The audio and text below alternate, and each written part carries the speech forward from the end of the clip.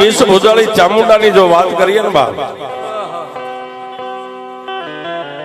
તો કવિ કે ખડ પાણી ખાખરા પછી પાણાનો નહીં પાર, વગર દીવે વાળું થાય એ હોય દેવ કો પંસાળ.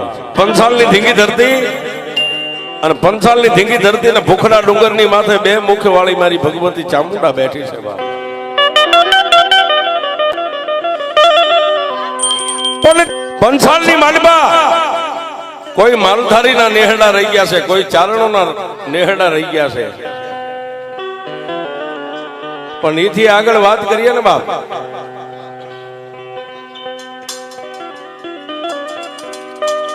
હીરિયા ખાંભલ્યાનો દીકરો ને હાથીઓ ખાંભલ્યો જેથી ધરતીની માથે કાળ સપાઈ ગયો સાહેબ.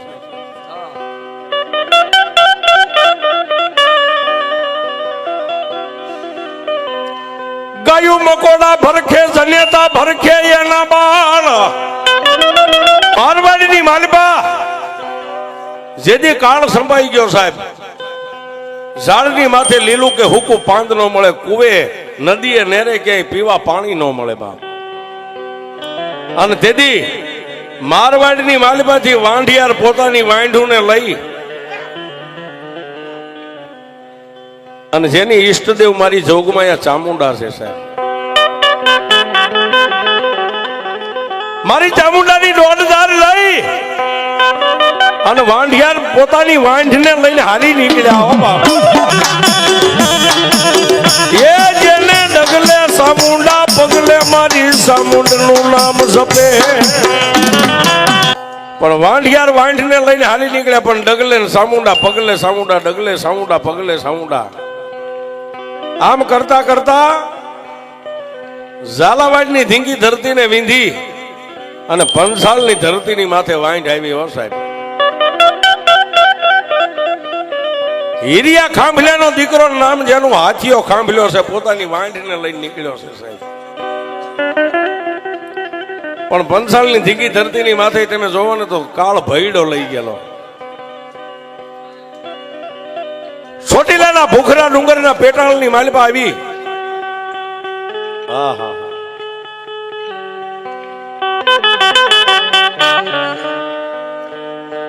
ચોટીલાના મારી વેશ ભુજાળી જ્યાં ચામુંડા બે મુખ વાળી બેઠી છે અને ડુંગરની સામે આવીને વાંઢને છોડી હો ભાઈ, વાંઢને હેઠી ઉતારી. ઉસાળા હેઠા ઉતર્યા અને જેને એમ કહેવાય કે સંધ્યા ટાણું થઈ ગયું, માતાજીના ધૂપ ને દીવા માળા કરવાનો સમય થઈ ગયો. હાથીઓ ખાંભલ્યો મારી ચામુંડના નામની જોઈતું કરે.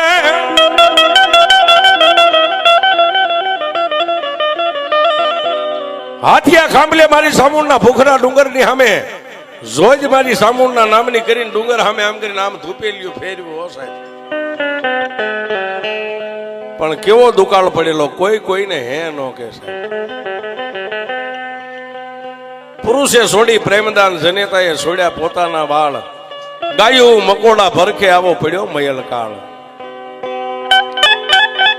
અને સાહેબ માલધારીને પોતાના જીવ કરતા પોતાની જીવાય વધારે વાલી હોય.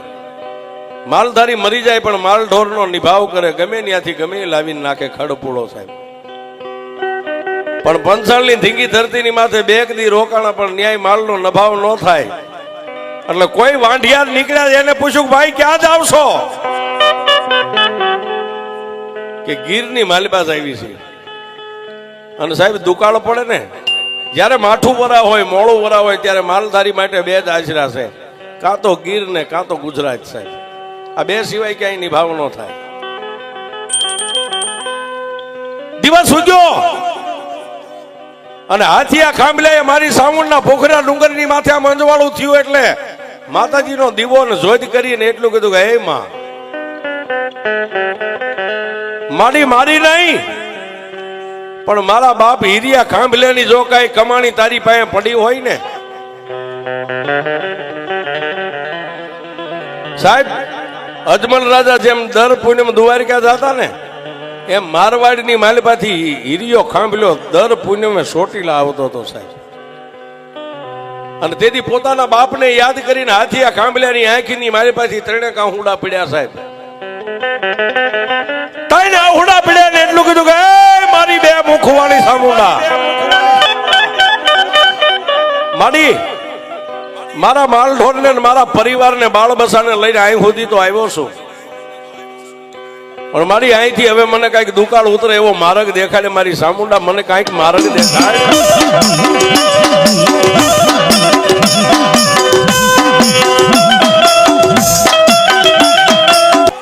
એ દિવસ ઉગે ન ઉગે વહેલું પરોડિયું થયું ત્યાં ડોકમાંથી આમ માળા કાઢી અને એટલું કીધું કે મારી પગપાળા હાલવાનું છે, મૂંગા પહોર છે.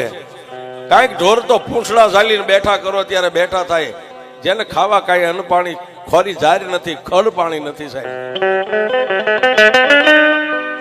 ડોકની માલપાથી માળા કાઢી અને મારી સામુંડના ડુંગર સામે નજર કરીને સાહેબ 1.5 લેવાની તૈયારી કરીને વસન આવ્યું. પણ વધાવો લેવા જાય ને ત્યાં તો માળાના મોતીની માલપાથી મારી ઓળખિયાની સામુંડા મોતી હોવા. જો મને સામુંડને પૂછવા બેઠો હોય ને તો હું સામુંડ તને જાંગેરી હુકમ કરું છું, રજા આપું છું. અહીંથી ગીરની સામે તારી વાંઢીને લઈને ગયો જશે. અને સાહેબ ડોકની માલપા માળા પહેરી અને પછી જેટલા માલધારી હારે હતા ને, કોઈ નાના ભાઈ ભરવાડું હતા, મોટા ભાઈ હતા, રબારી હતા, એ બધાઈને તેથી એટલું કીધું બાપ મારી સામુંડ નો હુકમ થઈ ગયો છે, હવે હાલો અહીંથી ગીરની માલપા વાંઢીને લઈને ગયો જવું છે.